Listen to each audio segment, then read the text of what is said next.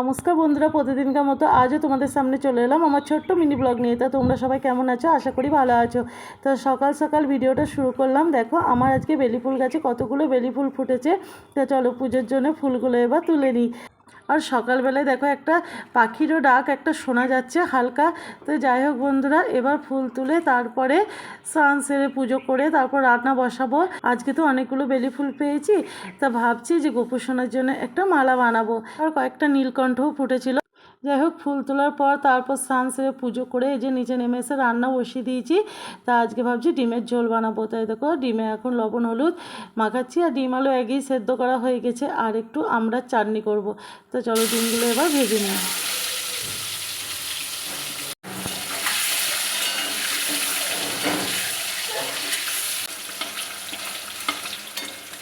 তো যাই হোক, ডিমগুলো ভাজা হয়ে গেলে এবার আলুটা কষিয়ে তারপরে ডিমের ঝোল করে নিয়ে দেখো মনাকে রেডি করে দিয়েছি। মনা এখন স্কুলে যাচ্ছে। টাটা মনা।